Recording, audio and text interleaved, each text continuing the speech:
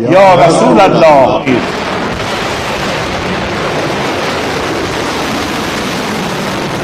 দুঃসাহসের জবাব পেয়ে গেছে রক্তপিপাসু ইসরায়েল।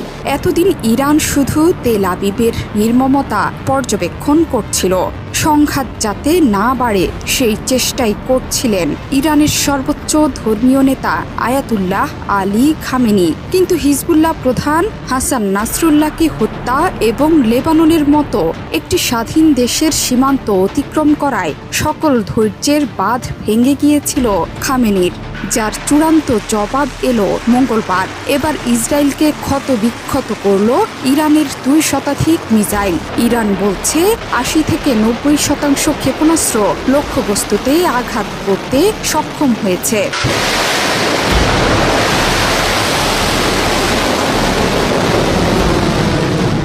আন্তর্জাতিক গণমাধ্যমগুলো বলছে অপারেশন ট্রু প্রমিস 2-তে ইরান প্রথমবারের মতো ব্যবহার করেছে শব্দের চাইতে 5 থেকে 25 গুণ বেশি দূরপাল্লার ফাত্তাহ 2 ক্ষেপণাস্ত্র।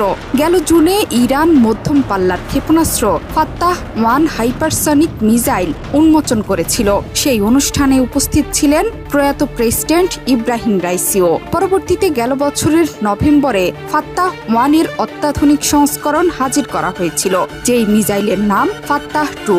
আইআরজিসি জানিয়েছে 1400 কিলোমিটার দূরবর্তী লক্ষ্যবস্তুতে গিয়ে সফলভাবে আঘাত হানতে পারে এই মিসাইল। ইরানের নিজস্ব প্রযুক্তিতে নির্মিত প্রথম হাইপারসনিক ক্ষেপণাস্ত্রটি খুব সহজেই ইসরায়েলের রাডার ফাঁকি দিতে সক্ষম হয়েছে।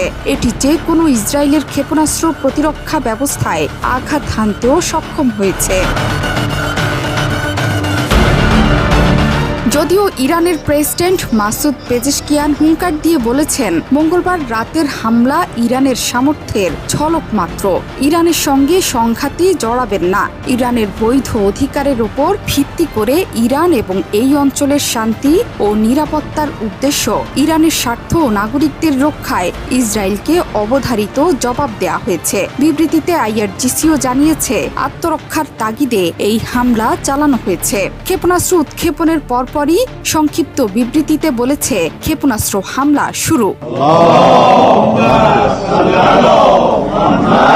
ইরানকে এই হামলার পরিণাম ভোগ করতে হবে বলে হুমকি দিয়েছে ইসরায়েলি প্রধানমন্ত্রী বেনিয়ামিন নেতানিয়াহু। যদিও পাল্টা হুঁশিয়ারি দিতে এতটুকু দেরি করেনি তেহরান। তারা বলেছে ইসরায়েল যদি জবাব দেয় তাহলে আরও পাল্টা আঘাত অর্থাৎ আরও সব অত্যাধুনিক মিসাইল ছুড়বে তেহরান। হামলার পর ইরানের সর্বোচ্চ নেতা আয়াতুল্লাহ আলী খামেনি একটি বিশাল ভূগর্ভস্থ অস্ত্র ভাণ্ডারের একটি ছবিও টুইট করে সতর্ক করেছেন যে তেহরানের বিজয় কাছাকাছি। ক্যাপশনে লিখেছেন, বিজয় আল্লাহর কাছ থেকে আসে এবং এটি নিকটবর্তী।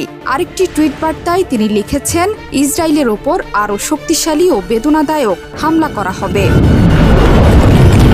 এখন দেখে নেওয়া যাক ইরানের বেশ কিছু মিসাইলের সক্ষমতা। দেশটির ব্যালিস্টিক ক্ষেপণাস্ত্র শাহাব 1 এর হামলার পাল্লা 300 কিলোমিটার পর্যন্ত, ফাতাহ 110 এর পাল্লা 300 থেকে 500 কিলোমিটার পর্যন্ত, শাহাব 2 এর সক্ষমতা 500 কিলোমিটার পর্যন্ত, জোলফাগরের পাল্লা 700 কিলোমিটার পর্যন্ত, কিয়াম 1 এর সক্ষমতা 750 কিলোমিটার পর্যন্ত, শাহাব 3 এর পাল্লা 2000 কিলোমিটার পর্যন্ত।